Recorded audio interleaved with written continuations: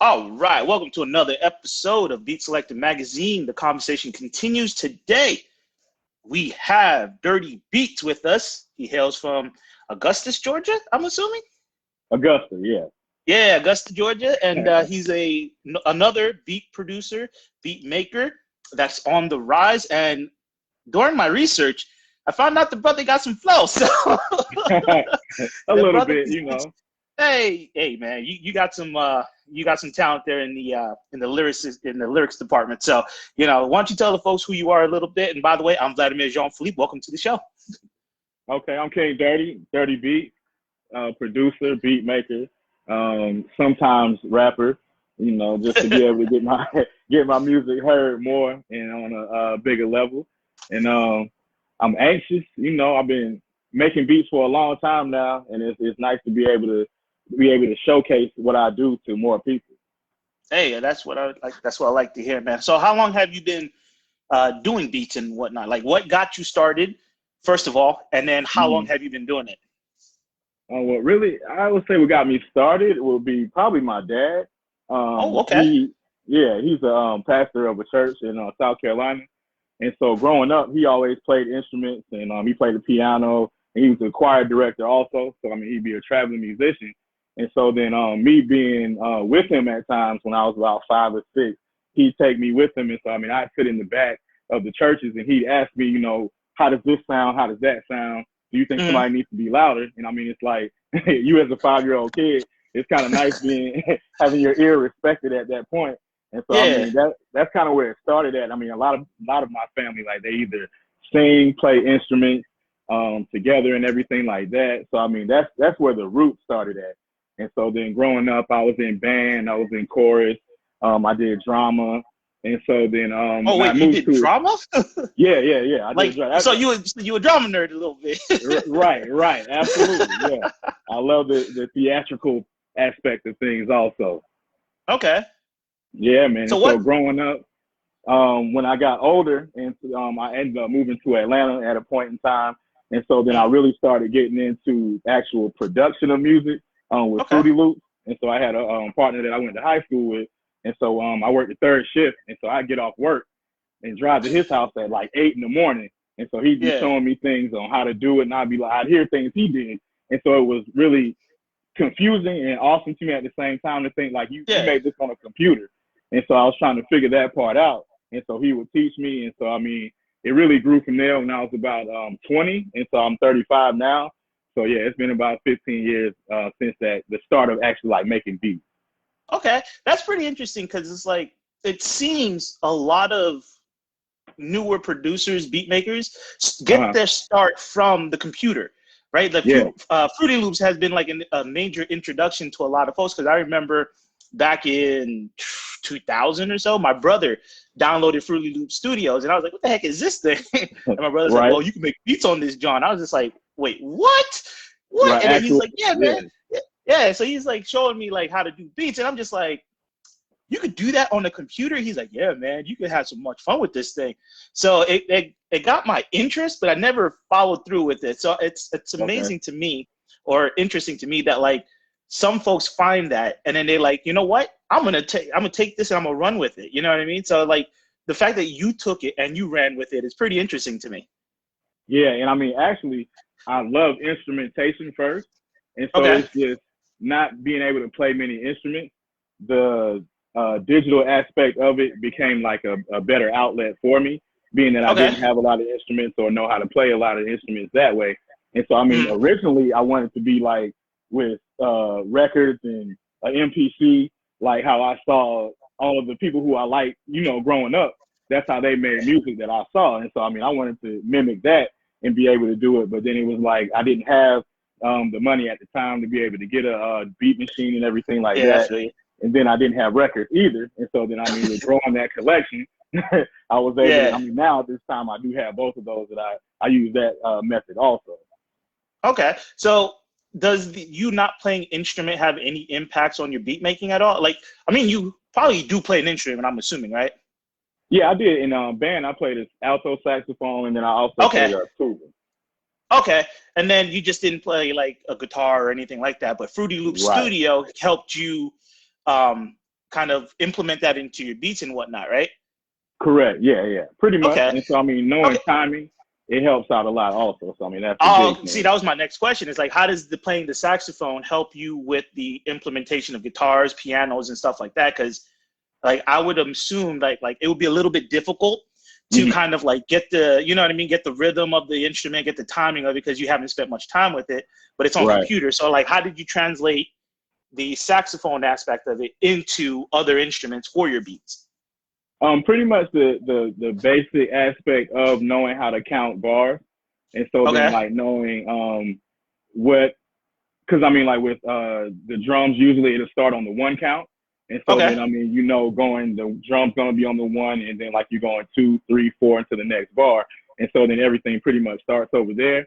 And so I a lot of times I looked at it kind of like a typewriter, because when the typewriter gets to Huh. the end, like it's the end of the bar, it goes back to the beginning and starts back over.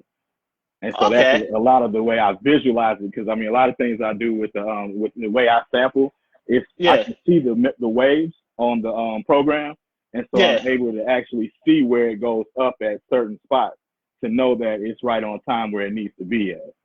Huh. That's an interesting analogy of a typewriter and making music because I would have never put those two. You know what I mean? I mean, let's be honest here. Like a lot of folks are like a little bit younger now, so you say typewriter, Right. they're like, What huh? is the typewriter? What? You know what I mean? Because that's an interesting analogy that you said typewriter, because I would assume, because I never played an instrument. I mean, I tried to learn the piano, but due to Okay. like our financial situation back then, growing up in Brooklyn, we were kind of not we wasn't struggling, but we were struggling. You know what I'm saying? Okay. I So I got it. couldn't Yeah. afford like the piano lessons that I like. I got a couple free lessons, like 2 weeks free lesson, and once that was up, my mom was like, "Nah, we can't. We can't do no more." So it's like for me, it's a Right. lifelong like kind of regret not learning or trying to find a way to figure out the piano, because anytime I see a piano, and I kid you not, anytime I see a piano, I go to it, I sit down and I pretend like I could like jam out on, you know what I'm I saying? do I'm the like, same ah, thing. yeah, you know what I mean? So I have a little fun with it on the imagination aspect, but the fact that you can take your saxophone music reading lesson and then kind of translate it into like a beat, to me that's pretty fascinating, because I like watching people Thanks, man. create their things, you know what I mean? So to me Right. that's pretty dope to kind of see that. So what what kind of propelled you into wanting to be a beat maker producer? Like what was that thing that's like, you know what, I think I can make some money out of this? What was that Yeah. catalyst for you? Actually, I haven't told many people this, but in high Hey, school, exclusive. I love exclusive nuggets, man. right? I used to watch Making the Band, and so then Oh, like, right, and dialogue, it was the dialogue, one where, dialogue. right, spit hot fire, right. Yeah. And so we're watching that show. It was actually 2 guys on there that worked with Bad Boy named Tony Dofat and Har Pierre. Mm, And so I would see that they would be at the house where they were staying, and yeah. then those 2 would come in, and they would just be at the studio that they had, and they'd be working the Okay. board, and then like just bringing the music and pretty much setting the tone of what the Mm. song is going to be.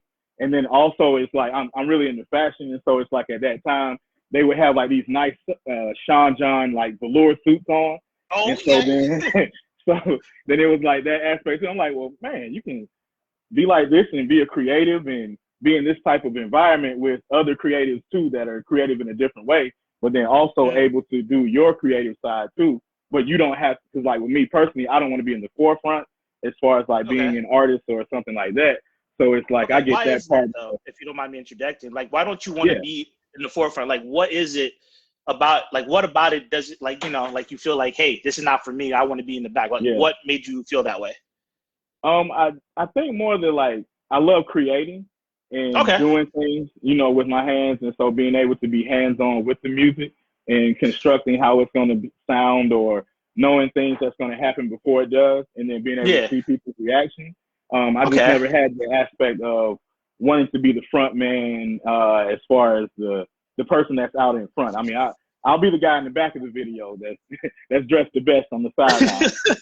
Okay, so you rather be the conductor than the driver, I guess you could say. You just want to tell people where to go and not do the actual driving. Right, okay, right. Make sure we got enough coal for the train to keep going. Okay. So you like to do that grunt work. I like that. That's you don't hear that kind of honesty lately. You know what I mean? Everybody just kind of like, yeah, I just kind of see a way to just kind of make some money because there's a lot. Let's be honest now. Like ever since 2010, we have a lot of one-hit wonders come in and out of the game. You know what I mean? So it's like you could fall into that trap of like either making the money or you doing it as a passion. You know what I mean? Because you can tell the difference. And then when I was listening to your beats and your mixtapes on the thatpiff.com, by the way, just go check out his discography. It's pretty dope. Right? As I was listening to it, I got this vibe like it's like I don't know, it's like 70s, 80s with a little bit of 90s hip hop, like the classic 90s hip hop. So it seems to me like you're in it for the long run and not just for like I guess you could say the money grab, I guess you could say. You know what I mean? So you can go ahead and expand on that if you want. Right. I mean, that's a lot of it. Especially with like the music that I prefer, with soul samples and things like that. And I mean, I like sampling like a lot of classic rock also. Growing up, my stepdad, I would like ride around with him when I was about 7 or 8 or something like that. And he'd be listening to a lot of old school rock and roll and a lot of groups like that, like the Eagles and Southern rock. And so, I mean, I heard a lot of that. And I always loved the instrumentation because, I mean, in those songs, just like old 70s songs, there'd be like a break where it's just a solo, not a solo, but like a break of the music. And so it's no words and it's like everybody's jamming out. And so, I mean, I know what you're talking about. Yeah. That's what you kind of like just, that part. That's when you see all the old head goes out on the floor, like, breaking it down. And that's the part that everybody feels of the song. And so, I mean, it's like usually the best part is either the intro, because the intro makes you feel like, oh man, that's my song is coming on. And then like by the time it gets to that break part, it's like, I've been enjoying this song so long. So I'm in a groove now to where I feel that aspect of it. Okay. That's fair to say. So like speaking like, since you have that 70s, 80s, 90s vibes, who would you say was the biggest influences on your musical journey? Definitely Motown. The Jackson 5 is like my favorite group of all time musically. Dancing Machine is my all-time favorite song. Right. Yeah. And so I mean it's a lot of things, and I mean it's songs that a lot of people like haven't heard also that are my favorites, because it's one that they have, it's called I Am Love. And so it starts off really slow, like a ballad, and they're singing, and it's like they're trying to woo, do that type of thing. And then later on, it just turns into all out rock and roll, just complete noise. And it's like a teenage Michael Jackson. And so the way his voice sounded at that time, to me, it was the best, because like the kid version, like, okay, it's a kid and it's like, oh, wow, he can really sing for a kid. But then the sound of his voice when he was a teenager, and it was like the way he was singing on that song, hey, it's definitely one of my favorites. That's always one of the ones that I go to as far as like, because I'll do things like where I'll start the song a certain way, and then like you'll be feeling that, and then it totally flips. And like kind of like Pharrell and the Neptune, because I got that from them a lot too, the way they do that aspect. Okay, that's pretty dope, because I kind of see that now that you mentioned it that way, because it's like a lot of your songs do start off that way, and then it's like it picks up steam. You know what I mean? It's like, okay, I look at it as like a locomotive, right? It's like, all right, we're in the station, all aboard, everybody gets on, and then you start in the music, right? And then they got that little 30 beats, and then you're like, oh, here we go, and then it starts to crank up a little bit, and then by the middle you're like, oh, okay, we moving, and then it starts to kind of like, once you hit that apex, it starts to slow down a little bit, and I was just like, oh, okay, I see what this guy's doing. I dig it, because it's like, for me, it was enjoyable to listen to, because it's like, okay, he's building me up, he's taking me along for a ride. You know what I mean? And I really like that. So is that a right assessment of what you're trying to do in your music? It definitely is. When I was younger, musically, as far as being a beat maker, I would have beats that would sound very repetitive. And so at that time, I also didn't know a lot of artists who would rap over the beat. And so then Okay. if you're just listening to the beat, it's like it's sounding like a song is just skipping over and over and over, and then it gets to a point where it's like, okay, this is boring. I don't want to keep listening to this. And so Yeah. then it became a time to where I would watch videos and then see different things and hear like people like Just Blaze talk about different ways that you can do minor things that just Okay. make a different part of the song. Like sometimes I may have a hi-hat going and then I'll stop the hi-hat altogether. And so then something Okay. that simple, but it sounds different. And so, but you Huh. still are going on a ride, and then it's like that part comes out, and then it may come back in later, and it may have an echo on it, and then it still has a different sound to it. And then when it comes to the hook, it's like Mm. it's all together, and then it's like having a party is started already at that point. Okay. So essentially, what you're trying to do with your music is kind of like create a party atmosphere. It sounds like, you know what I mean? Yeah, Is party that kind of right? enjoyment. Yeah, either a party or like a lounge. So I mean, either way, if you want a hype situation with a party, or if you want a lounge where it's cool, but it's like you're festive. Okay. Okay. So it's just kind of like an even keel kind of like, hey, Yeah, I right. feel you on that one. All right. So I was looking through your Instagram, and I like to deep dive in people's Instagrams and whatnot. Okay. And I seen that you mentioned that one of your dream collaborations would be Fela Kuti, James Brown, Kanye West, and Pharrell. My question is, why these individuals specifically? Because it's pretty specific to just name those guys. You know what I mean? And what about their style that draws you to them? And then also, are there others that you kind of like failed to mention or didn't want to mention, or those are the top Mm-hmm. echelons that you want to work with? So, I would say like musically, and from a production kind of standpoint, those guys are like really on my top tier. And I mean, there are a lot of others who are up there also. It's just okay. the uniqueness of them, to where like a Fela Kuti, like I know a lot of people aren't too familiar with him. And he was an African artist, and Okay. he would have songs that would be like it's a Afro vibe of an orchestra, but it's not a classical music, and it's like Okay. it's really soulful, a lot of horns, and then it's like it has a drive to it. And Okay. he plays the saxophone also, and so he may play the saxophone on the song, and he may not say any words on the song until Mm. maybe 4 to 5 minutes in. And his Huh. songs are usually like maybe 12 minutes long. And so it's like Okay. a So it's really long jam session. It kind of will remind you of like a James Brown, if James Brown yeah. played instruments. And so Okay. instead of like just how James would do a holler like, hey, hey, Yeah. and he would do that and then do and do things like that, where a fella would play the saxophone.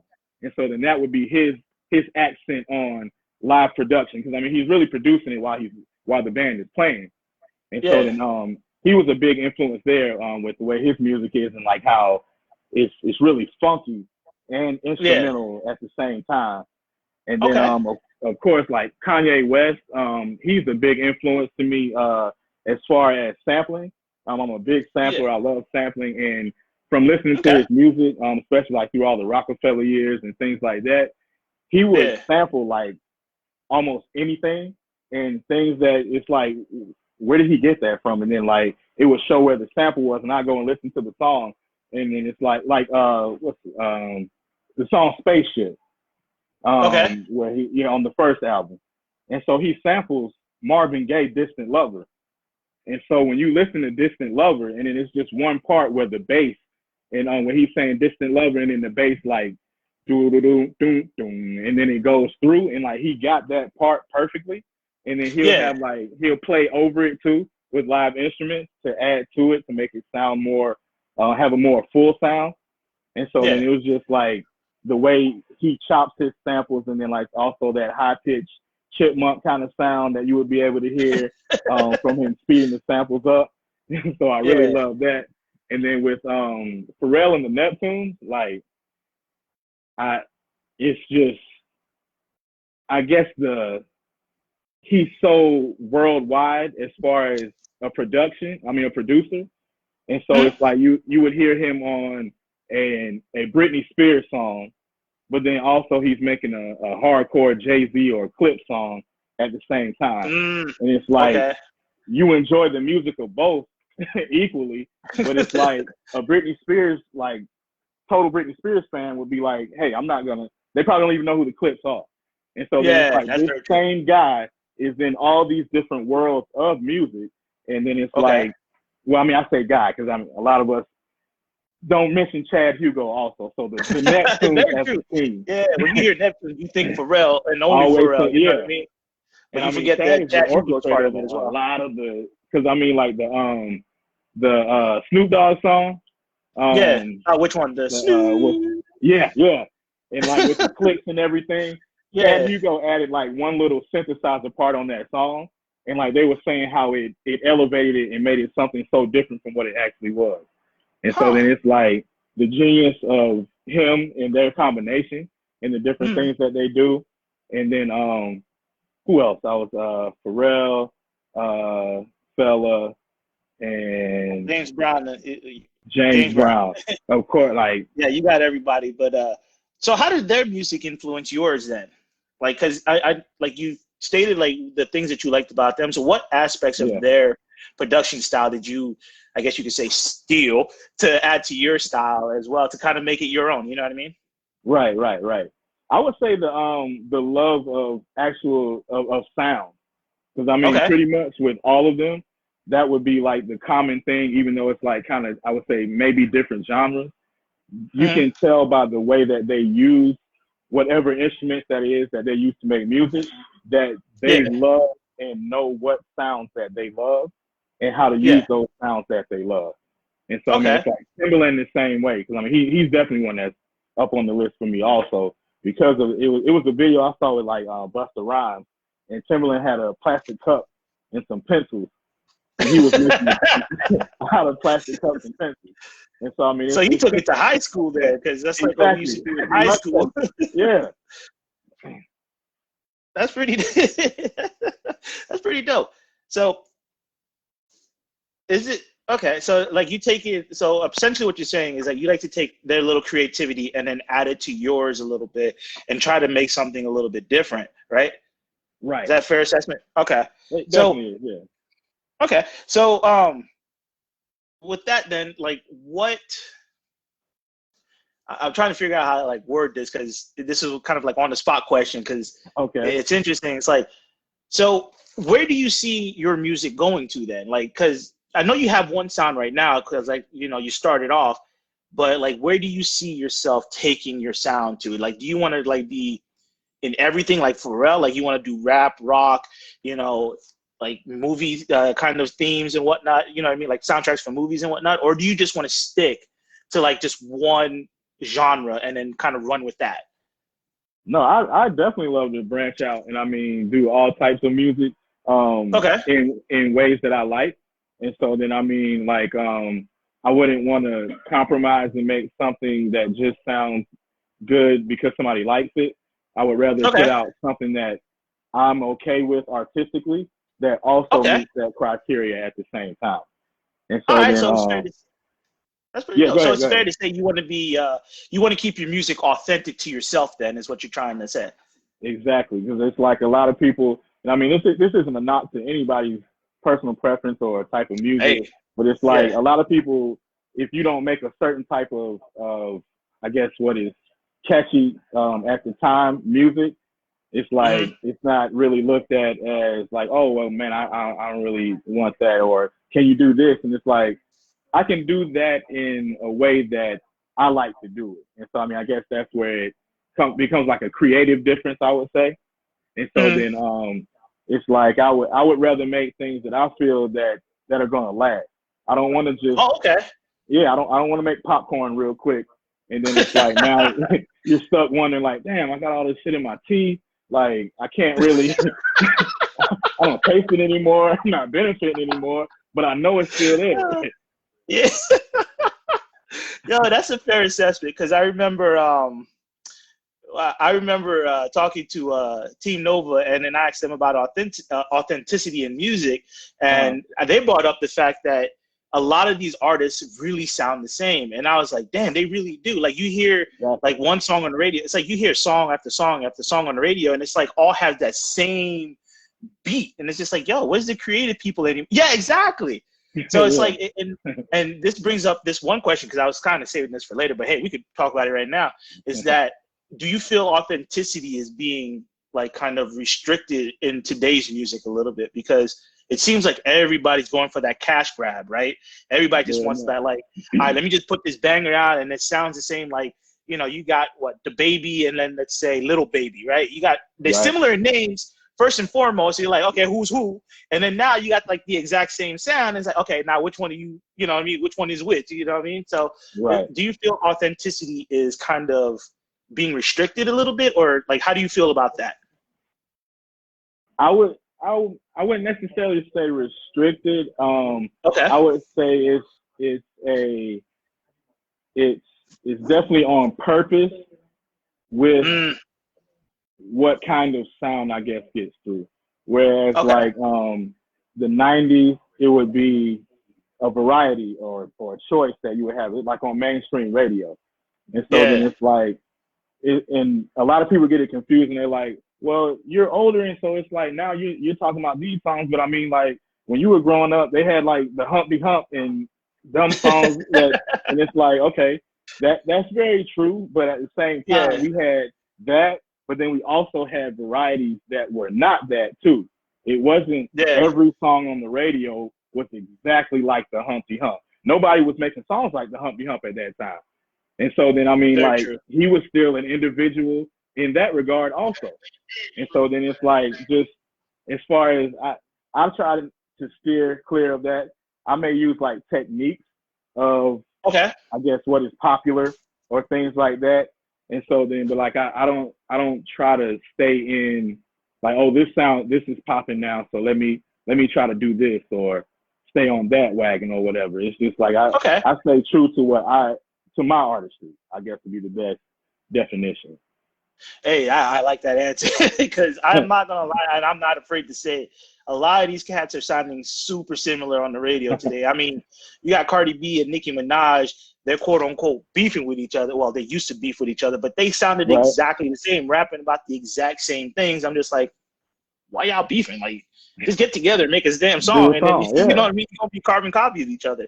So it didn't make any sense to me. And personally, I felt that hip hop was starting to lose a little bit of authenticity, because it seemed like everything is just being like mass produced now. You know what I mean? It's just like everything just kind of like, hey, let me just get this out here right quick. Boom. You know what I mean? Let me just put this out here right quick. And it all sounds the exact same, but yet they're generating quote unquote dollars. And Method Man recently came out and was like, how the hell are these cats rich?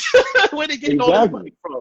So it's like, you know, I'm trying to figure it out myself, because like I'm listening to these guys. I'm just like, okay, who's who? You hear the intro of a song and it's just like, oh, okay, this is going to be this song. And then you hear the song play and it's like, nope, it's this song. You know what I mean? It's that's not him.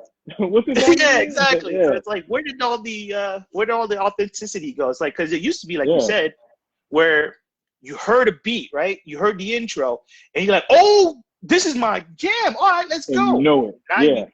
And you knew it. You jamming, you rocking out with it, and you singing in your car, you jamming, you know what I mean? Everybody looking at you funny. You didn't care, right? You having fun. Right, you didn't at all. Now it's like you looking at it and it's just like, I don't know who this is going to be. Let me listen a little bit longer. Oh, I thought this was Ariana Grande. Nope, this is, who is this? This is Taylor Swift. God damn it. You know what I mean? So, not to knock on them or anything, but it's just the authenticity for me. I'm starting not to see it a little bit. And the fact that, you know, I'm seeing artists like you and Team Nova and Miss Fire and all these other cats coming out, and each of you have a very distinct sound. I'm just like, yo, I like that. You know what I mean? So it's like, I'm giving y'all props, because you guys are, for me, are not only reviving the lost art of actually creating something, but like making it your own. You know what I mean? And I truly appreciate that from you guys. Because I mean, a lot of things like with sampling, especially, because I mean that's what I do heavily. It's like some people will say like, "Oh, well, you just copying somebody else's song who's already out," but it's like at the same time, it's not a copy. It's using that as the instrument that I'm playing right now, and so then it's like you would get that you can recognize it, but it's not going to be the exact same of what it was. And so it may sound like an updated version, but a hip hop version of the same song. And so then like Okay. I like doing things like that to where like if I take a sample from the 70s Hmm. and use drums that they would have had in the 70s. So like I'm Okay. using a kick drum and a snare. So where it sounds Oh, like like somebody's playing the the drum. drum sets, right? Okay. Exactly. And so then I mean, but it's a hip hop beat, but it Hmm. sounds like it might have been made in the 70s, Okay. but it sounds hip hop though. Because I mean, it's like it wasn't heavily out in that same regard in the 70s like that. But it's just Yeah. the way that everyone played together in the 70s. Because I mean, it's like, of course, you with the recording session, you got the entire band, the artist, Oh yeah. and, Yeah. and everybody's in there right now. And if the piano player missed the note, Yeah, it's because like, hey, wasn't it wasn't it at one point where it's like if you played as a band, right? But if you fucked up, like you could hear it, right? And yeah, then you had to start the whole sticks record over falling, again, right? right?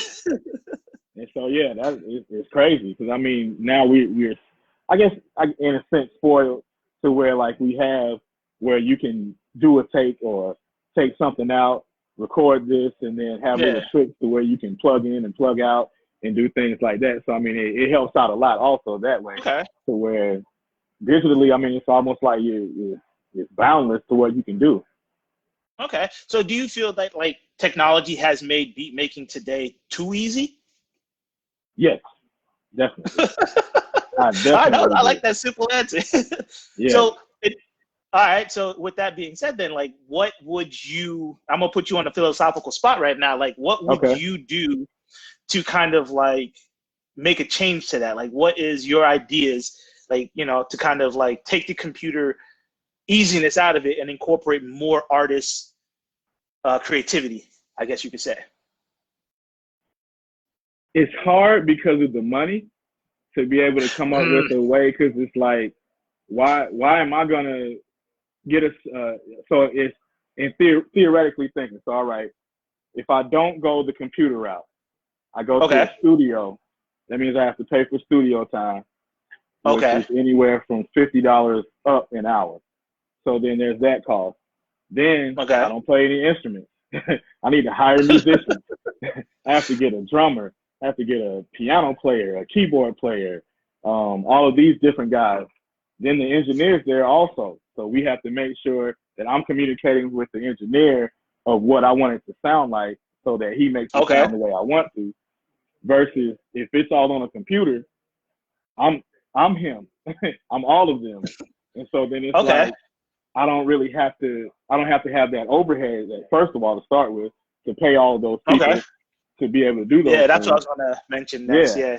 And so, I mean, especially if you're on a different level and I mean, you have that budget, then Hmm. that may be favorable or the way you want to go is to hire a musician. I mean, it may not be for every part of the song. You may just need a guitarist to play an electric guitar solo through Okay. one part of the song. And so, I mean, but it adds that much more to it. And so it's just different ways that you can incorporate it there. But I mean, as far as getting away from it, to make people appreciate it more, Mhm. it just falls on your love of music and how you respect music. And so, I mean, Okay. if you love music, you would care about it, even if you do use only like DAWs or computer programs to make your music, you can Mhm. still hear it because like music is in you or it's not. Like there can be technical people who can figure out how to work a program. Doesn't mean that they're Mhm. supposed to be a music producer. It just means that you're Okay. great at figuring out computer programming. But a music Mm. producer or someone who loves music, they figure out how to use that computer program to put Yeah. the music out the sound out that they want to have. Okay. Huh. I love that answer. For I just put you on the spot with that. That's a beautiful answer, man. Like, no lie, that was actually pretty dope. So Thank you. Thank with that, then, because we all have like, you saying that you get rid of the overhead and whatnot. Do you feel like it is necessary to have those guys in there anymore? Or do you kind of like, or are you still kind of like 50-50 on it? Like, kind of like, I'd rather do it the computer way, But there's a part of me, it was like, if I had the budget, if I had the finances or whatever to do it, I would have all these cats come in and then we just have like a jam session, so to speak. Like, which way would you like lean towards more? Me personally, it would be a mix between the two, just for doing two different things. So Okay. as far as like the creation part of it, I would love to have like multiple musicians and creators in the creative process. Okay. But then as far as when it comes to what I do as far as constructing the song, like the intro is going to be here, the hook's going to be here. On this verse, I'm going to have it sound like this, but the second verse isn't going to sound like this.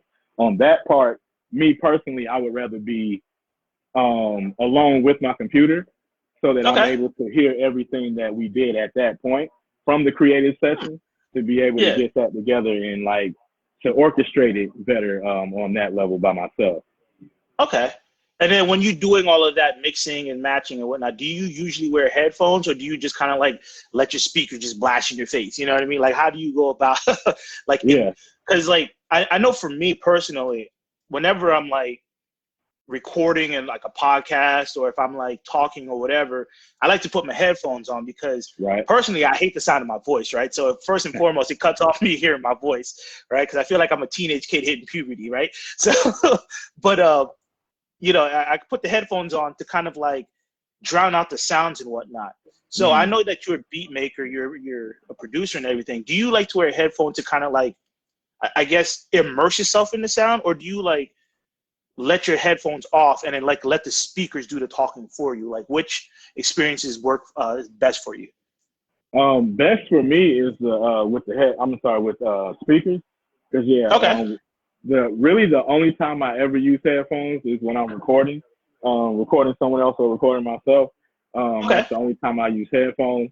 Or I would do like a sound test in either like some earbuds or something like that, to be able to see how it sounds in different places. So like, I mean, maybe in the headphones like you're wearing, it may sound different than it sounds like in a pair of AirPods versus it sounding in a car. And so then it's like, you hear different things like that. And so then as far as me creating it, I like to use speakers. But as far as listening and then seeing what I may need to change, I'll do either headphones or AirPods or in the car. Okay. That's pretty interesting, because I never thought about it that way, that like it would sound different from headphones to speakers, you know what I mean? Because for me, and I'm just speaking on my own behalf here, it's just like, to me, like all headphones are the same, right? It's just like I either put up the volume or put down the volume, depending on, or depending on the quality. Like, you know, I'm on Bose right now. You know, everything sounds pretty dope. You know what I mean? It's like I don't hear any output. Yeah. This is the Christmas gift. So you talking about just headphones? You got Bose noise canceling headphones on right now. Hey man, this is a gift from it was I believe a Christmas gift or a birthday gift. I can't remember, but my girl got it for me. So, you know, I've been using them ever since, and I love these bad boys, man. I love them. Like right now, the only thing I hear is your voice. That's it. You know what I mean? So for me, it's like headphones sounds the same no matter which ones I put. Well, I shouldn't say that. Bose sounds way better, right? Hopefully getting a sponsor by them one day. But I'm just saying. Hey man, you gotta try to make that dollar. But it just sounds better for me, like on headphones, because like I said, for me, I can immerse myself into it, right? I can sit here and listen to your music and just be like, okay, all right, I'm gone. Like nobody can bother me, nobody can touch me, nothing, right? I'm gone. But as soon as the headphones come on, I got like, you know, my dog is running over here. I hear his nail on the floor, you know what I mean? My little girl running by. I hear her stomping her feet, you know what I mean? I hear all the distractions and whatnot. So for me, I feel like the headphones help me zero in what I'm trying to do and then kind of cut the BS out. So I just wanted to know, like, for an artist or, you know, a person like you, like, does it make a difference? Or like, or are you like that focused enough that like you could just kind of like, all right, I need to do this. Boom, here we go. And then we just there. Right. It can go both ways. Because like, of course, I will zone out if I'm listening on headphones. Because like it does take away all the other senses. And so then, I mean, the only thing you really are having is what you're hearing. And then, like, if your eyes are open, then I mean that. So, I mean, if you close your eyes, too, that's still presenting something different where you would hear some things that you may not hear if you're looking. I mean, of course, with looking, you're gonna tell yourself certain things too, and so then you may Okay. hear something that you may not even normally hear if your eyes are closed, and then see that Yeah. and make yourself hear what you think you're hearing. Huh. That's pretty dope. That like it seems like you're very like you and other producers and beat makers are very in tune with your senses. Is that fair to say? Absolutely, yeah. Very, Yeah, very because true. like you're sitting here telling me things. I'm like, listen, I'm like, bro, I would have never thought about closing my eyes listening to a damn song, like unless I'm falling asleep. You know what I mean? Right. And you Yeah. over here like, okay, sometimes if you close your eyes, you hear it differently. Yeah. If you open your eyes, you can see what you want. And I'm like, yo, that makes You a whole definitely lot of do. sense. Yeah. Yeah, so that's pretty dope. So as a producer then, so like what do you feel is the most important element in like creating, right? Because I know for me, I'm a huge fighter. Nobody knows this. Well, my friends know this, but I like to fight Right. MMA and martial arts and train martial arts. So for me, Nice. the the best element for me to like kind of the most important element for me is technique, right? If my Hmm. technique is not on point, then there's no like I feel like I can't produce well, like because I'll be in like at that situation where I need to like throw, let's say, a roundhouse kick. I'd be like, I can't do it because the technique is not there. So Right. for a producer, what is it like? What technique or what is it that's the most important for you to get the job done, or to get the product that you want out of yourself? I would say mostly it would be based on the feeling and the vibes of how I'm feeling that day. Okay. And so then, I mean, it can be, I say day, I'm most creative at night. And so then, I feel that, especially with nighttime, it's like no night is going to look any different than another night. They're all going to be Okay. dark. And so then it's like, um, I'll use what I went through that day or previous days and things like Hmm. that, or like thoughts that I've had. And so then that usually drives how I feel about what I'm making. And so then, Okay. of course, if I'm not in a good mood, usually I won't Mm. make music, because then it's Okay. like it's not going to be coming from a good place for me. And so then it's just going to probably end up being frustrating during the process after hearing it, and then it ends up getting deleted anyway. And so then Mm. really it's just listening to what I feel at that time. And so Okay. then also with people who are around me. And so I feed off of a lot of energy. And so then, Okay. like, depending on the people around me, it can really put me into a state also where I'm able to be very creative. And so it really just depends on like how I'm feeling in I guess the creative space, with what direction that I go in. Okay. So for you, then you're more of like a. It seems like you're more of a vibrational person. Like if you're Absolutely. vibing pretty chill, then you're gonna make some like you feel like the creative juices are going. But if you're in like a funky mood, you don't want to do Right. it. Right. Hey, I can So relate to that because that's how I am. You know what I mean? If I'm like in a funky mood, I don't want to talk to nobody. You know what I yeah. mean? I'm like I'm a hermit. You know what I mean? I go do what I got to do, but I'm just like, yo, leave me alone. But if Right. I'm in like a happy-go-lucky mood, I'm like, all right, let's get it. You know what I mean? Let's go conquer the day and all this other stuff. So that's pretty dope. And so to Um, also like to stay productive with the opposite side of that mood is, yeah. if I'm feeling like that, it's like, no, it's not a creative time right now. It's, let's listen to something that you've made already, and then Mm, find maybe something that I like, and then like listen to that and be like, okay, what could I have done to make this better, or what can I do mm, to make it better? Because I can still go back to the file or whatever and change things, use different instruments for it or whatever. And so mm, then just when you're uh, out of one creative side, then just tap into another creative side. As far as like beat making and producing, because like I can produce a beat that I've made already, and then that can like lead to something else different as far as the way I'm feeling versus making something at this time. okay. So you're always finding ways. It's all good. So you always finding ways to, I guess, get better, find ways to like find little techniques to improve on. Is that a constant process, or is it just something like, and let me just go back through the files right now and see what I got, or is it something Yeah, like every day you're trying to find something to improve on? yeah, every day, all the time. Like, um, me and my wife can go to a concert, and Hmm. I'll just be sitting there looking, and she's like, "You're producing again, aren't you?" And it's like, yeah, I am. I can't turn it off. Like, that microphone is too loud. It should be turned down some. It's blaring in my ears. It's too much treble. They need to turn that down some also. And so it just becomes a point to where you're always training your ear to become better. Like, I mean, if you're in traffic and you just hear the sound of the street, because like you said you grew up in Brooklyn, New York. Yeah. So like, I grew up. I born in Brooklyn. Grew up there for about 12 years, and then moved to Lebanon, and that's where I kind of finished growing up. And then down here in West Virginia.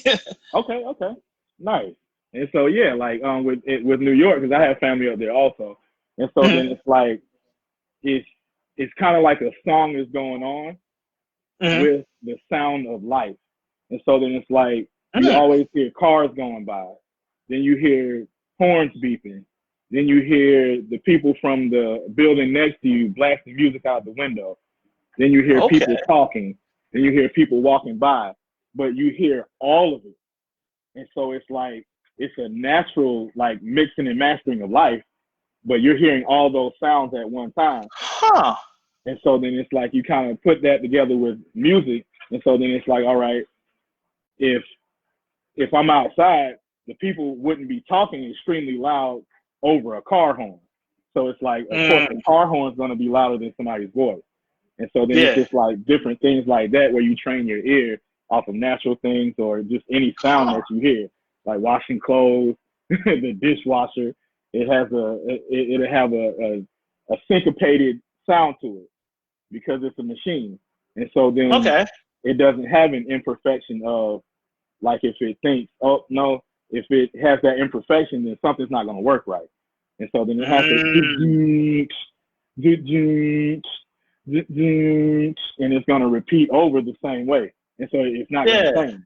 And so then like I get lost in things like that. So I mean, it's just like any type of sounds that I can figure out. Yeah, that's pretty dope that you think that way, because I would have never thought to like listen to the sound of life in that aspect. Like for me, it's like if I hear nature, I hear the birds chirp, I'm like, oh, listen to the birds chirp, and I'm like, okay, I listen to the birds. And then like my favorite weather is like a thunderstorm, right? Most people don't like them, but I love them because I like that little metronomic. Yep. The rain. You know what I mean? When the rain falls and you got that little bit of wind flowing, and then the thunder. See, now that you mentioned it, it's like now I'm starting to see the rhythm of it. Exactly. Yeah. So that's pretty interesting that you think that. So is that like how you break your music down then? Pretty much. That's pretty dope. And so that's pretty dope. In with the Fruity Loops program, of course, like it has the string and everything, so you can see the sample that you pull up, and so you'll be able to see the sound waves. And so then, of course, like a drum is going to, like a kick drum is going to be like a strong, dark mark there, whereas like an instrument would be something lighter but going across. And so then you can tell those different accents to where they hit at different places like that. Interesting. Wow. That's pretty dope. That is really, like, I've never would have thought about that, because that's blowing my mind right now. Like now I'm thinking about everything. I'm like looking at the ceiling fan. I'm like thinking like, I'm like, oh crap. Yeah. So now I'm trying to see like the little bit of the metronomic noises and everything. Now that's, man, that's pretty dope. That's pretty dope. You're gonna be making beats next week, man. No. Honestly, at the end of this, I might start. You know what I mean? You never know. But I want to get into this. It's like in the magazine that you interviewed for with Beat Selector, right? You stated that artists are walking billboards, especially in the social media age. And I just want to kind of like let you elaborate a little bit on that, because I started thinking about it. It's like I feel like not just artists, but everybody is pretty much a walking billboard, because we have the social media platform. Right. So we have this, I guess you could say, megaphone to kind of speak out and voice our opinions and whatnot, whether it be right, wrong, or indifferent. So it's pretty interesting that like you said that, because now that I'm starting to think about it, you hear all of these, like, the whole Derek Jackson situation with his family thing. I don't want to get into that, but you hear about it, right? Now you hear about like other things going on in the world. Like, we're all interconnected, and we're all like kind of walking billboards. So what we say is it by an extension of what we kind of believe. You know what I mean? So I just kind of that's just my interpretation of it. But I'm gonna open the floor to you and kind of like elaborate on that, because that I find that quote to be kind of interesting, really. Yeah, absolutely. Thanks, man. That and the way I look at it is just like from either advertising. Well, I mean, it is advertising, and it's just Mm-hmm. what you're choosing to advertise. And so then it's like if you're a person in the fashion and it's consistent and it's being seen, people are going to look at any picture you post, even if you don't say anything about what you're wearing. They're going to look at it and be Mm-hmm. like, oh, well, what's he wearing today? Or what's she wearing? I always see her doing this and this, and she wears this. Or if they're a person that's into cars and they always have like they're around nice cars or even vintage cars. Mm-hmm. So, I mean, different things like that. And so then you see that, and so then it's saying, oh, okay, well, maybe this is a real person. This isn't a paid actor who I saw on TV, but this is Okay. somebody normal, quote unquote normal, like me. Quote, They like this product so much to a point like that, and like they're not being paid to tell me about this product, but they felt this way about it to let me know or to let themselves be seen in this product, whatever it may be. And so then okay. it just becomes a point where everybody's a commercial. And I mean, especially with social media, if you know how to make your commercial appealing, then it Mm-hmm. becomes a great platform. And so, I mean, I'm trying to learn that process myself. Because, I mean, like, I grew up Yeah. watching people like Dame Dash and Puff Yeah. Daddy and people like that who were, like, marketing geniuses just by the simple things that they did. Like, Dame Dash always had a bottle of Armadale in the video. You never saw him drink it, but he always had the bottle there in every video. That's very true. And so Yeah. then that sends the sales up. And so then it's just like using all different marketing ways to be able to build up your brand better is definitely going to improve yourself as far as financially and building a brand that way. Okay. So yeah, that does make that makes a lot of sense, really, because um, P. Diddy used to wear Sean Johns all the time when he was like, Exactly. making that show. So every music video that he was in, he was rocking some sort of Sean John apparel and whatnot. Right. But you're saying that, it's like we're walking commercials and whatnot. And so I kind of want to take it and flip it on its head a little bit. Do you think that it's a bad thing in a way? Because now that we are walking commercials, we could literally get paid to advertise almost anything and not be like really familiar with the product. You know what I mean? Because you see this a lot on like YouTube videos. Because I still do. I like get lost in YouTube videos, right? Like I find a YouTube video, I watch and I go down the rabbit hole. And then all of a sudden, it's like every other advertisement, man, you'll see somebody selling you something and it's just like, all right, bro, do you really believe in this product or you just kind of selling me something? You know what I mean? Like you're just trying to make that money. Which I don't mind you making that money, but tell me you trying to just make that money. Right. Don't try to sell me on a product that you ain't using. Do you think that is like, because I know in the music industry, a lot of folks, like, I'm going to call out some names here, like Post Malone, right? He's like, I don't really like hip hop music, but then he used hip hop music to catapult his musical career. Oh, wow. You know what I mean? Like he went on the Breakfast Club and said, it's like, he's really not a fan of hip hop. And that's why Charlamagne and God don't really like him. So it's like, do you think that like, being fake like that is like a good thing, or is it like, is it beneficial in a way? Like, you know what I mean? Like, do you hate on the person for trying to make money, or what's your thoughts on that? You know what I mean? Yeah, I feel it's never beneficial to be fake. Okay. As far as hating on them getting their money that way, I mean, if that's their niche, I guess, and I mean that's how they operate, then I mean, I won't get in your way. I mean, I'm not about that, and that's not going to be how I operate. I just hate when it gets to be where, say, like if you're a car salesman, and so everybody has a view of used car salesman. So then, but what if there's a car salesman who's a great salesman and actually gets you what you need all the time and delivers you a product like that? And then, but now he still gets looked at the same way as the cheesy guy who's just selling you a lemon car, trying to get the most out of it. Yeah. But he gets thrown in that category just because he does that same thing with them also. But he's not doing it that way. He doesn't he doesn't feel those same ways about just doing it for the money. He wants to really provide people with good cars. And so then it's Yeah. like the same way with entertainment is like there's some people who like really respect their craft, excuse me, Yeah. and they really want to provide like a great experience or really want you to enjoy the art that they took the time to put together and present to you in a certain Mm. way and have you enjoy it that way. And so then it's like, then I mean, you also have others who don't look at it that way and it's just a money situation. And so then I mean, Okay. like, it, it's tricky because I mean, like, I personally wouldn't be involved in. I don't think I say that now because I mean I'm not getting paid by anybody to do so, but I don't think I would be interested in those opportunities. And so then I mean it would be like just the same way like I have with my music. Like if there's an authentic way for me to present your product, then Mm-hmm. yeah, absolutely that'll work. But I mean I'm not gonna if you have the worst like whatever, and I'll never use it. I'm not just gonna tell you I use it and to try to get you to buy Yeah. it. Yeah. I hear you on that because I don't know. Like I don't know. I have mixed feelings on it, right? Because Right? I don't hate on them for making the money. Like I really don't Exactly. because I look at it as, get it how you live, right? Because if they're gonna offer you some like boatloads of money, who wouldn't do it, right? Like if the dollar, like, everybody has a selling point. You know what I mean? It's just like how many zeros does it take? So I don't really hate on them for doing that, but at the same time, it's like, come on, bro, like really, like Yeah. you know what I mean? It's like I know you ain't using this in your personal life. Like, why are you trying to sell it to me and wasting my time? You know what I mean? Like, but then again, I can't hate on the brother for trying to Exactly. make his money and And at the same be on the time, come yeah. up because we're all trying to do the same thing.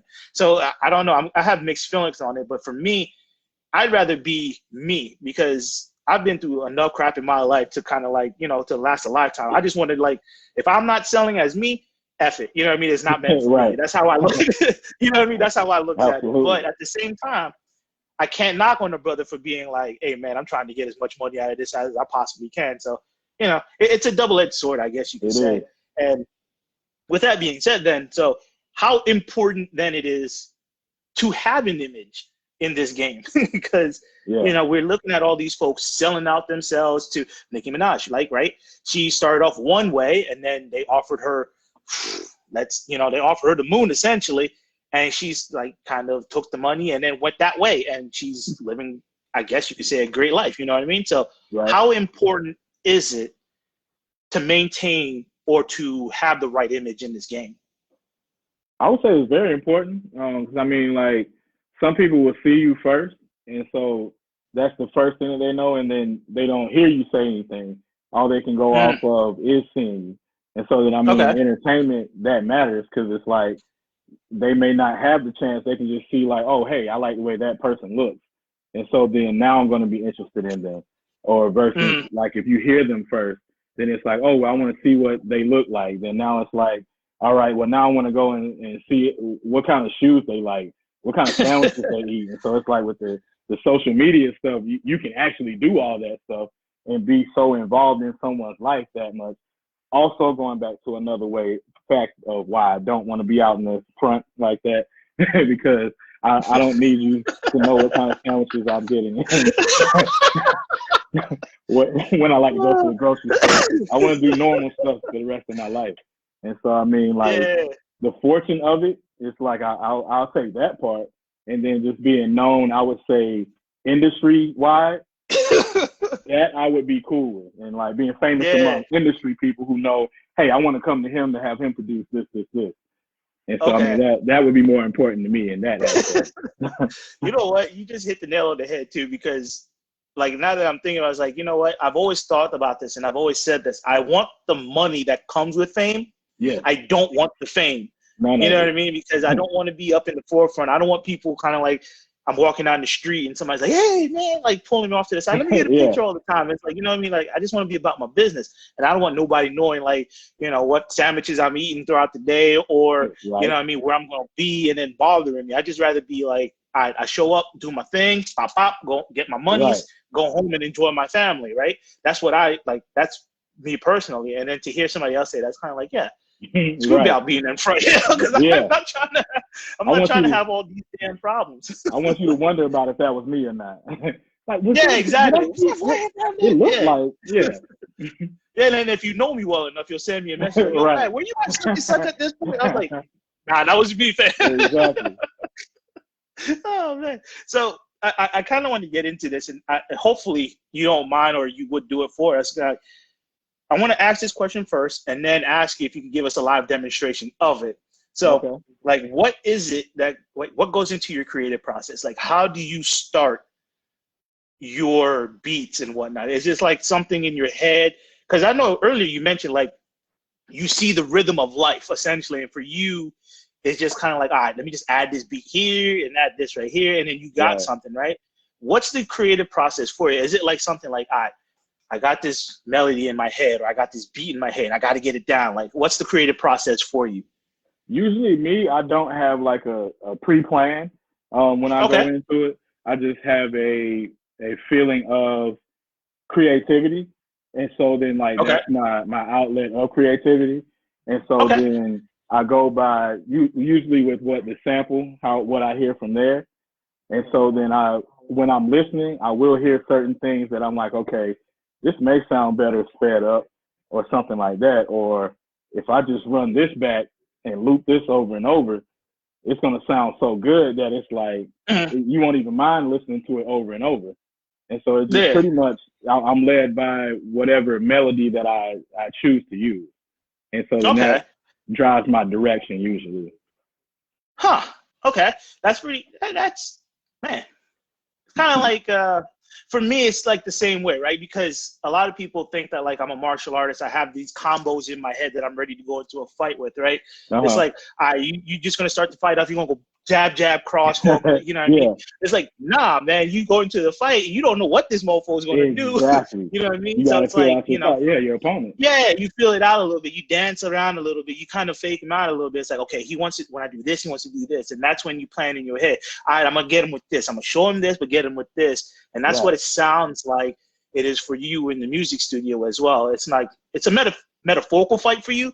It's like, you start off with like, maybe, you got like a little 808 going, and then you like listen to it. It's like, okay, this will sound good with it. And then it goes from there. Is that a fair assessment? Somewhat, yeah, pretty much. Okay. And so, yeah. All right, cool. You'll be able to see it like live when I'm doing it, I guess. To get a better. And then speaking of doing it live, right? you mind giving us a little taste? Like you don't have to give us like a long thing, but like just kind of give us a little nibble. Kind of introduce us to man. Durdy. Appreciate it. Yep, no problem. And so that's. Oh, look at that! He's ready to go. Yeah, I love it. NPC. And then after this, I'll ask the question of like what instruments and whatnot you use, but I'll let you do your thing, bro. Okay, no problem. Because I was going through samples earlier. Now I found right. this Minnie Riperton sample. There we go.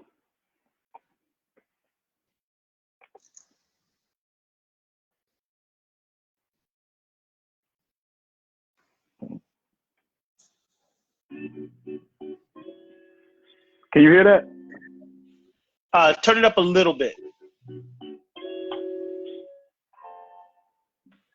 A little bit louder. There we go. All right. There we go.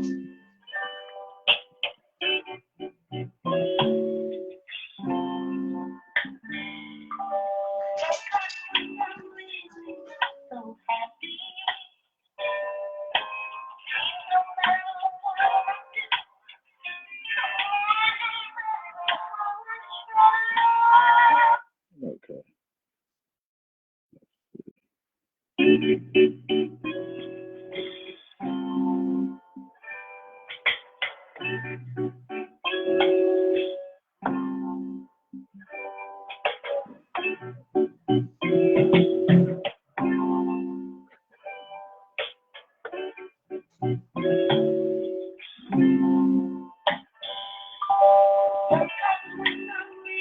So I was just getting that first part of that sample right there. So then, let me see. I'll let y'all hear what I got.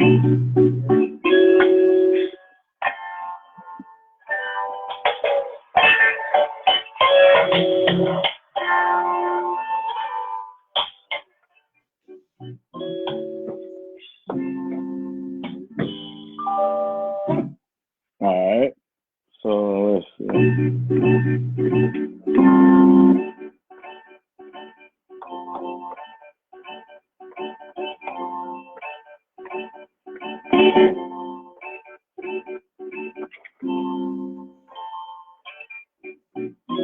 Okay. Let's see.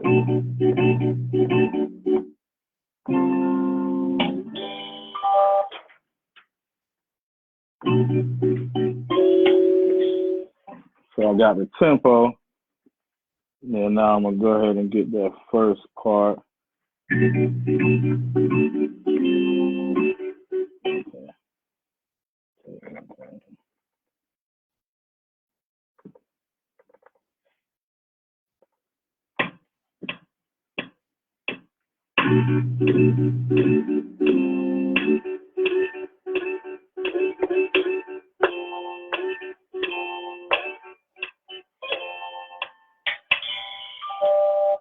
All right.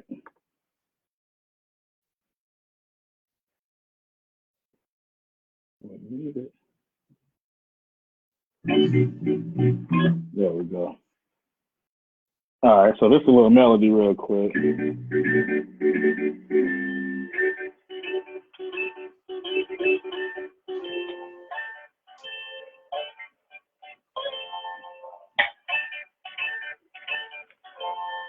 And so then I got the drums on a different.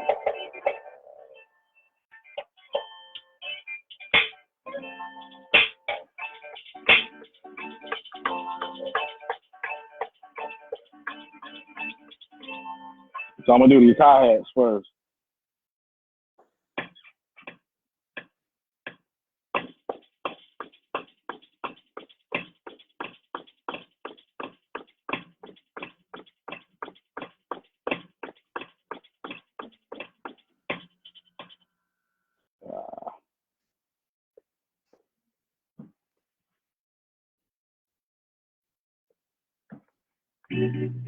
Okay.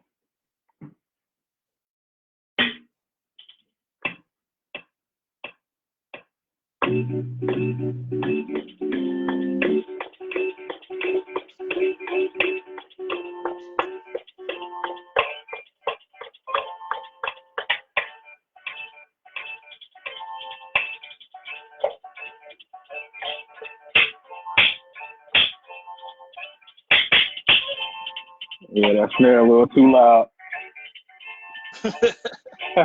What happens if that snare gets a little too loud? Do you just bring it down a little bit? Yep, I'm about to go to the pad right now and turn it down.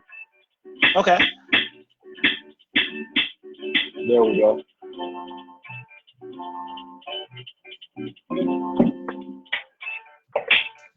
All right.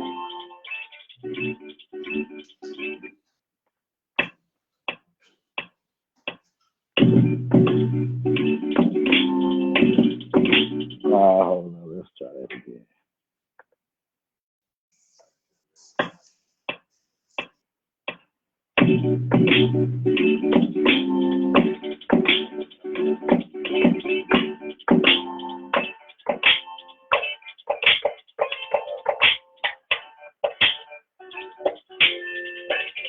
And so then it's like now it's something to start with right there.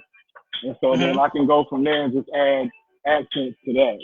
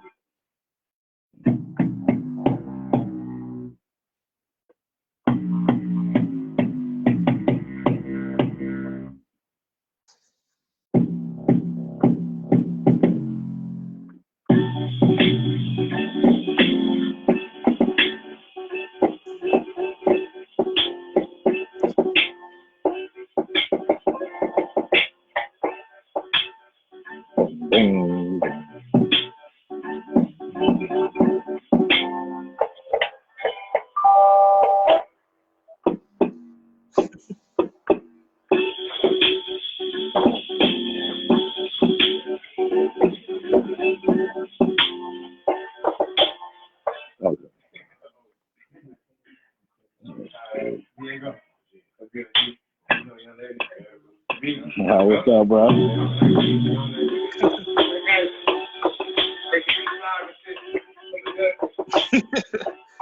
I love it. The real, raw, uncut, behind the scenes, how beat production is made. Right? Only here on Beats Like the Magazine. Right? So, yeah, that's just a little something like, and then it's like, we do. Oh, here we go.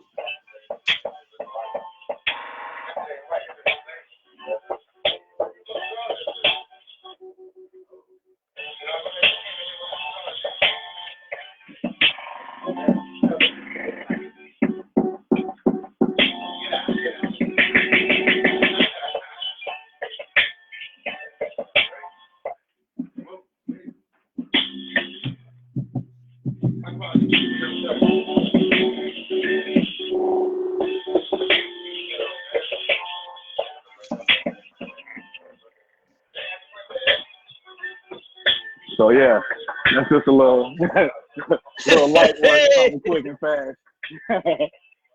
Yo, I like that. Appreciate it. And then, man. like, so when you play all the way through, like, I just lost my oh, man, I just lost my question. Oh, I guess man, that's a good thing. I'm being live, but I'm just driving out to your beat, but I'm just like, wait a minute. Oh, man. So when you go through the process, right, you just kind of like, whatever feels right is what you add, is essentially what goes on there. Okay. Yep. That's what I was trying to get. Oh, my God. Take it out if it doesn't feel right. Like, okay. Yeah. And then so that leads me to the next kind of conversation question then is, like, say you're making a beat, right, and you mess up. Right. Like, do you just correct the part that's wrong, or do you go through the whole thing and just kind of like, you know what, I don't like this, scratch it? Or do you just find the part that you don't like and go through and correct that? Like, how do you go through that process? Usually, if it's that type of situation, it'll just be that part. Okay. Sometimes it'll be like where I'm not liking the beat at all, but then my wife would be like, no, don't delete it.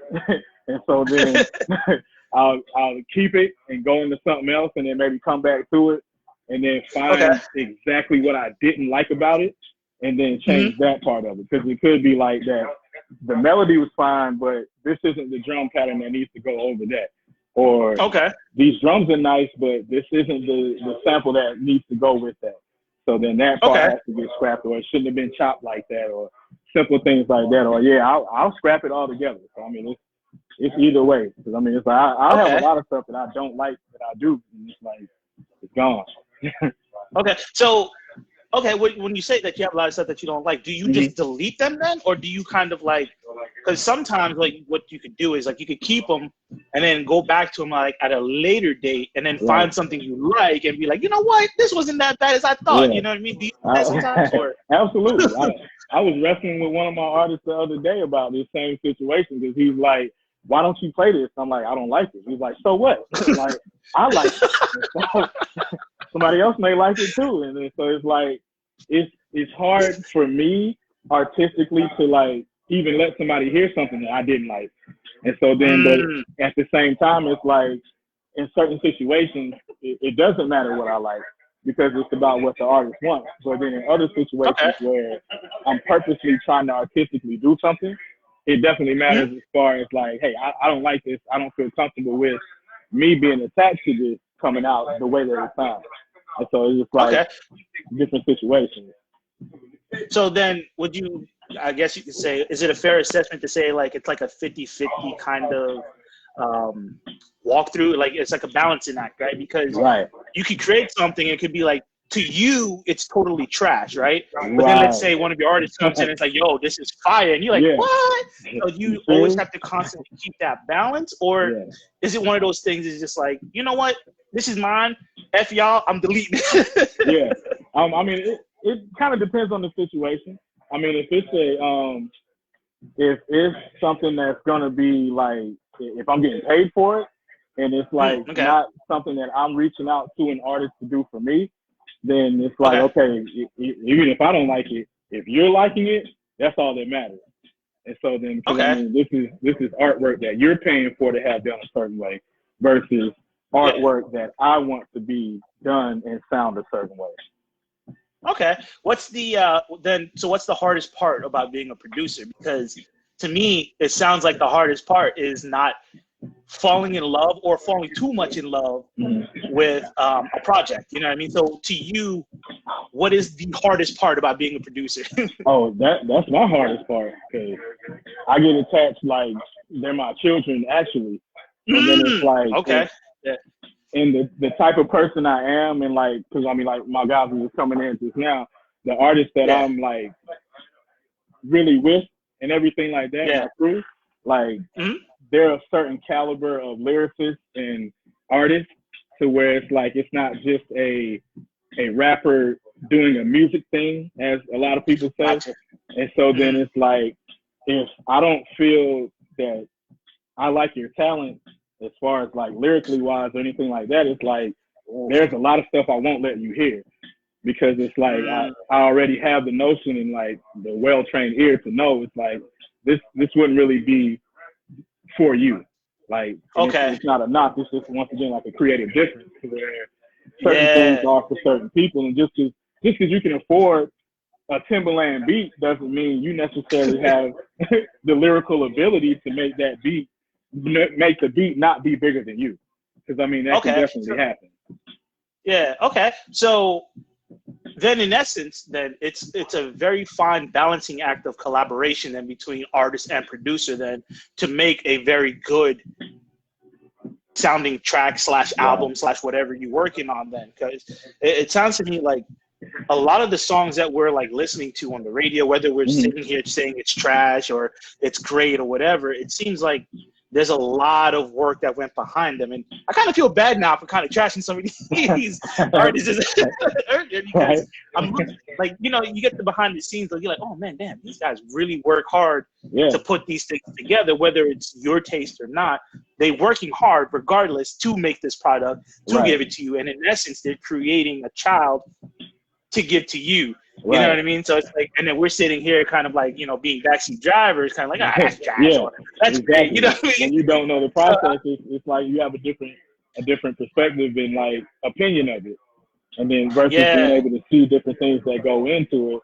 And so then it makes you like look at it. Because I would wonder, like, when I was younger, and it would be Tupac songs coming out. Because like I was 11 when Tupac was assassinated. And so then after that, it would be like songs coming out. And so I'm like, wait a minute, how are these songs still coming out, but he's not here? And so then it's understanding of, he would record his part of songs. So he would record his verse. A verse is only maybe 1 minute, and that's like almost a long verse now. So he's in the studio for maybe 7 hours. And so then he's recording all these 1 minute takes in one day. And so then it's like, if you record for 3 hours and you're only doing 1 minute takes, you have a lot of material for people to be able to use, even when you're not there. And so then that's where the production comes in at, to where like they had those verses, and so then all they had to do was put it with beats, and then they're able to now release songs that were made all before, just based on the recording way that he did, as far as how he recorded. I'm glad you said that, because now it kind of puts a little bit more into perspective a lot of things, because I grew up the same way. It's like, how does, you know, Tupac and Biggie making all these songs when they pass, you know what I mean, R.I.P. to both of them. But it's like, now you kind of realize, like, you know, they created and they recorded all these songs, like, you know, they're spending hours and hours in the studio, you know, like recording all these songs. So they have a catalog of all things that you never released, or that has never been released, and we're just not getting to hear them. And that's pretty dope. Yeah. So speaking of Tupac and Biggie, you had a song where you took, I forget the band that you used, but you put it to a Tupac song. I just wanted to, first of all, tell the folks like what song it is, because I forgot. I totally forgot to write it down, so that's on me.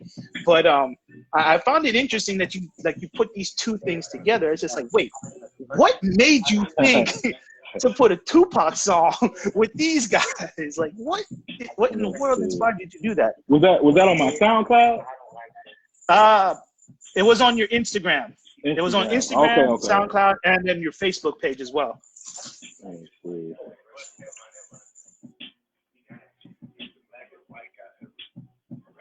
Tupac. It was with a band. I can't remember the band. I should have brought it up like a good journalist, but I totally forgot. I totally forgot, man. Let me see.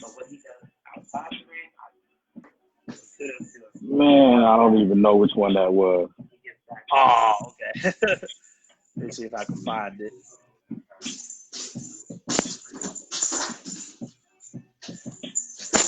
Yeah, I was trying to go through my.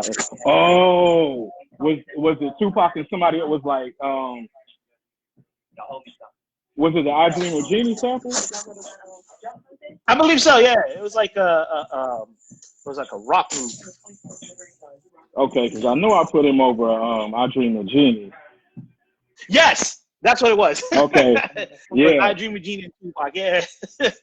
Like what made that come to be? Like I don't like. I was listening to it. I was like, "Oh, this is pretty dope," but I would have never in a million years thought of like the "I Dream of Jeannie" theme song to go. You know what I mean? To go with Tupac. Like what? Like Yeah. I was sitting there just like, bruh, what? I Dream of Jeannie and Tupac. Like that's two dynamically different things. How the hell did you bring these two together? Like what made you or what inspired you to do that? Yeah. Pretty much. I need to know the answer. That part is like was during a time when I was pre-planning, because like it would be things that I. Wait, did you say pre-painting? Pre-planning. Oh, pre-planning. Okay, my fault. Yeah. No, you're good. I'm getting ahead of myself with the questions.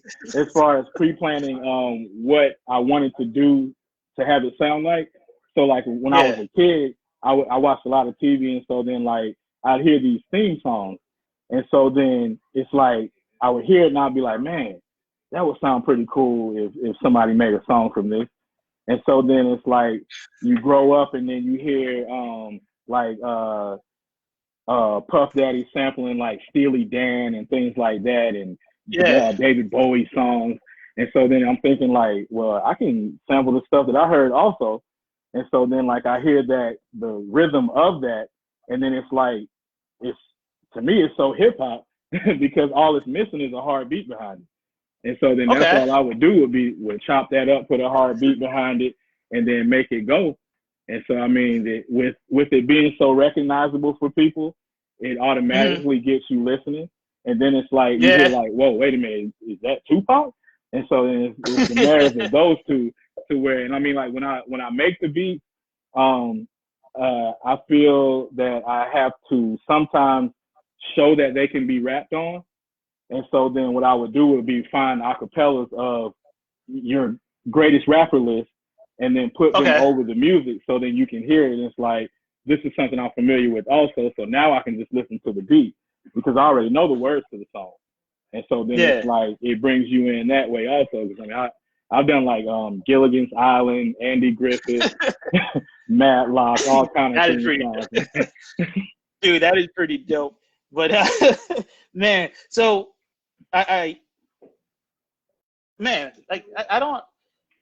That's wild to me. I'm sorry. I'm like trying to wrap my head around this. Like, how the heck did you get all these things in your brain to get to it? But hey, man, that's why I value creativity, and I think that like people being this creative like needs to be recognized and applauded because I wouldn't in a million years be doing that. So, is there anything new that is that King Durdy, aka Durdy Beats, is working on that he wants to tell the folks out there, and anything else you want to promote to us and kind of like what we should be looking out in the future? Yeah, absolutely. I'm working on a few projects right now. I'm working on an EP project for this local group that I work with, my homies. They're called the Fruitioners. I'm working on some music for them. It's an artist also named Sean Hemp. That's a part of that group. And so we're working on some solo things too. There's an artist here. His name is True. He's a lyrical artist also, and I'm doing some things with them. There's a group called the Titans, and they live here and everything. They're from New York, and they kind of remind you a little. You familiar with Griselda? No, I'm not. I can't say that I am. Gotcha. Okay, no worries. So yeah, it's kind of like a older New York feel, like early '90s, like hardcore New York music. And so then I'm working with them on some things. I'm definitely gonna put out a beat CD, a beat mix or whatever that'll be available like on iTunes and things like that for people to be Okay. able to get. And then I have my project called Play Music, and that's gonna be coming out later on, which would be like kind of like a DJ Khaled kind of thing where I pick and produce. Well, I actually make all the beats. He doesn't make beats anymore. So like I'm making the beats and producing them, Yeah. and then like choosing the artists that are gonna be featured on it. Okay. Hey, that's what's up, man. I really appreciate you coming on here and giving us a lot of insight, a lot of info, No doubt. and just taking the time to chat with your boy, because I really enjoy doing this. And I could go on and on and on and on and on and talk to you because it's like a free-flowing conversation. Right. But you got things to do, and I don't want to hog up all your time, but I just want to say I really, truly appreciate you coming on here. Thank you, and man. giving a brother like you. Hey, no problem, man. I really enjoy talking to you. Absolutely. Give a shout-out. Any shout out you want to give to social media where people can get in contact with you and also check out your music and whatnot? Go ahead. The floor is yours, brother. Yeah, absolutely. You can check me out. I'm on Instagram, Instagram.com at KingDurdy85. The same on YouTube, KingDurdy85. That Piff, you can just search for King Durdy, and it'll bring up. Last year I did a series of called Just Beats, and so that was where every month I put out like 3 to 4 free beats. And so then that whole series is on that Piff. You can download that. I have a project called Dirty Hustle where I took where I took Nipsey Hussle, his vocals, and put them over my beats. I have another one called King Wallace where I took Biggie's beats and put them on. Biggie's lyrics and put those over my beats also. And all that's available on that Piff also. Awesome. I really appreciate you coming on here. And I just want to give a shout out to Sean Murdoch for setting this up and Joseph Wenzel for doing this as well. I really had fun chatting with you, man. And hopefully, we could do this again in the future because, I kind of want to see, I want to do like a re-interview and see where you are bigger. You know what I mean? So I can be like, yo, I remember you when you started. Remember? Yeah, absolutely. Yeah, because I kind of want to, I want to have that bragging right for me. And so with that being said, I really appreciate you coming on here, man. This is Beat Select Magazine on the rise. The conversation continues. Check us out next week on Friday at 7 p.m. again. And this is Dirty Beats. I'm Vladimir Jean-Philippe. I really appreciate y'all. Remember, be safe out there. Much love. Spread love, not peace. Yeah, gotta say nothing. Spread love, not hate. Spread love, not hate. All right. You enjoy yourself, brother. Later, man. All right. Peace out.